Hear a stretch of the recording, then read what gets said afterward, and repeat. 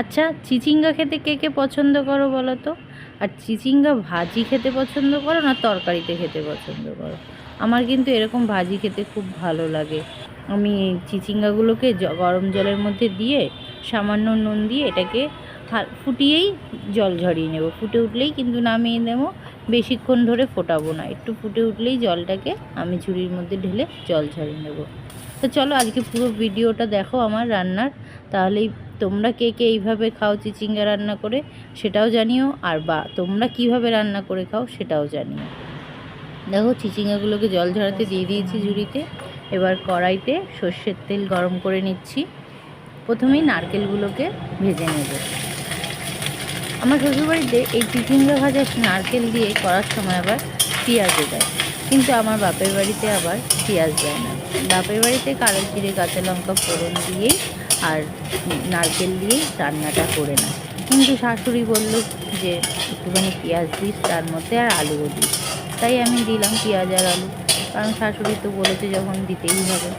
মেয়েদের এটাই একটা ব্যাপার, বাপের বাড়িতে আমরা একরকম রান্না খাই, শ্বশুর বাড়িতে এসে একরকম রান্না খাই। বাপের বাড়িতে মায়ের হাতের চিচিঙ্গাটাও যেরকম ভালো লাগলো, শাশুড়ির মতন রান্না করেও এইভাবেও চিচিঙ্গা রান্না করে ভালো লাগলো। তোমরা কে কীভাবে রান্না করো সেটাও কিন্তু জানিও। আমার চ্যানেলে একটা চিচিঙ্গা চিংড়িরও রেসিপি দেওয়া আছে, তোমরা চাইলে ওটা গিয়েও দেখতে পারো। ওটাকেও তোমরা চাইলে রান্না করে খেতে পারো একবার, ওটাও খেতে দারুণ হয়। আর এটাও খেতে দারুণ হয়েছিল। তোমরা একবার পুরো রেসিপিটা দেখো। নারকেলটা ভাজা হয়ে গেলে লাল লাল করে তুলে নিয়েছি। এবার আবার কড়াইটা পরিষ্কার করে ভালোভাবে সর্ষের তেল গরম করে আলুটাকে ভেজে নিচ্ছি। আলু ভাজার সময় সামান্য নুন হলুদ দিয়ে এটাকে ভেজে নেব। আর চিচিঙ্গা সেদ্ধ করার সময় সামান্য নুনে দিয়েছিলাম। আলুটাকে এবার গ্যাস বাড়ানো অবস্থায় ভাজবো। আলুটাকে কিন্তু ঢেকে দেবো যাতে তাড়াতাড়ি করে আলুটা নরম হয়ে যায়।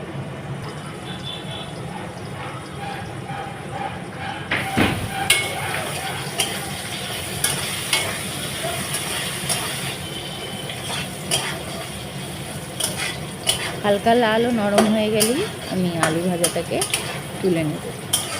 তোমাদের আজকের ভিডিওটা কেমন লাগলো দেখে অবশ্যই কিন্তু একটা লাইক কমেন্ট করে জানিও, আর ভালো লেগে থাকলে অবশ্যই একটা শেয়ার করে দিও। আলু ভাজা হয়ে গেছে, নরম হয়েছে, তারপরে আমি তুলে নিচ্ছি। বেশি কড়া করে ভাজবো না, নরম হয়ে গেলেই তুলে নেব। এবার ওই তেলেই আমি কালো জিরে আর কাঁচা লঙ্কা ফোড়ন দিয়ে দিয়েছি। তারপর দিয়ে দিলাম কেটে রাখা পেঁয়াজ। পেঁয়াজগুলোকেও হালকা লাল করব, খুব একটা লাল করব না। মোটামুটি নরম হয়ে আসলেই পেঁয়াজ ভাজাটাকে হয়ে যাবে। 2-3 মিনিট লেগেছিল পেঁয়াজটা ভাজতে। 2-3 মিনিট পর দেখো পেঁয়াজটা নরম হয়ে গেছে আর হালকা লালও হয়ে এসছে।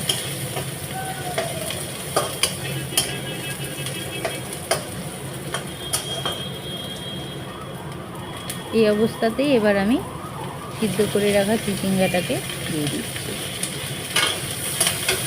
চিচিঙ্গাগুলো দেখতে খুব সুন্দর লাগছে, পুরো গ্রিন হয়ে আছে। ওর ভালোভাবে পেঁয়াজের সাথে মিশিয়ে নিলাম চিচিঙ্গাগুলো।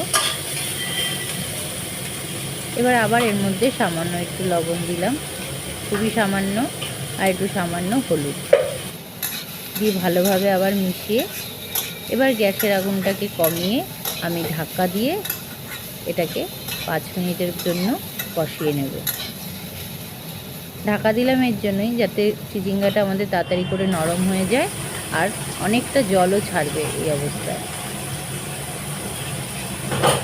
দেখো আমার চিচিঙ্গাটা 2-3 মিনিট পর দেখবো এরকম ঢাকনা তুলে যে নরম হয়ে গেছে। আর দেখো কতটা জল ছেড়েছে। এবার গ্যাসের আগুন বাড়িয়ে দিয়ে চিচিঙ্গার জলটাকে শুকিয়ে নিতে হবে ভালোভাবে। এইভাবে রান্না করলে চিচিঙ্গাগুলো খুব একটা ঘেটে যাবে না। সামান্য একটু মিষ্টি দিতে হবে, কারণ একটু হালকা মিষ্টি ভাবও দরকার এই রান্নাটাতে, যেহেতু নারকেল যাচ্ছে। এবার এটাকে ভালোভাবে জলটাকে শুকিয়ে নিতে হবে গ্যাস বাড়িয়ে। 2-3 মিনিট টাইম লাগবে, এই জলটা ততক্ষণই 2-3 মিনিটের মধ্যেই শুকিয়ে যাবে। আর এটাকে ভাজা ভাজা করে নিতে হবে এবার চিচিঙ্গাটাকে। জল শুকিয়ে গেলেই এবার চিচিঙ্গাটার একটাই কাজ, ভাজা ভাজা করে নিতে হবে। এই অবস্থাতেই আমি ভেজে রাখা নারকেলগুলো দিয়ে দেবো। যাতে নারকেলগুলো ভালোভাবে চিচিঙ্গার সাথে মিশে যায়। ভালোভাবে মিশিয়ে নিতে হবে, গ্যাসের আগুন বাড়ানোই থাকবে। এবার ভালোভাবে নারকেলটা চিচিঙ্গার সাথে মিশিয়ে ভাজা ভাজা করে নিতে হবে। তোমরা কে কে এইভাবে নারকেল দিয়ে চিচিঙ্গা ভাজা খেয়েছো একবার কিন্তু জানিও কমেন্ট করে। আর কে নারকেলের সাথে পেঁয়াজ দিয়ে খেয়েছো আর কে শুধু নারকেল দিয়ে ভেজে খেয়েছো সেটাও বলো।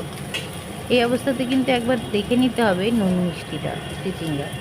যদি সব কিছু ঠিকঠাক থাকে তাহলে এরপর এর মধ্যে ভেজে রাখা আলুগুলোকে দিয়ে ভালোভাবে মিশিয়ে নিতে হবে। ব্যাস, তাহলেই রেডি হয়ে যাবে আমাদের এই নারকেল আলু দিয়ে চিচিঙ্গা ভাজি। তা কেমন লাগলো তোমাদের আজকের এই ভিডিওটা অবশ্যই একটা লাইক কমেন্ট করে জানিও। আর ভালো লেগে থাকে পাশে থেকো চ্যানেলটার।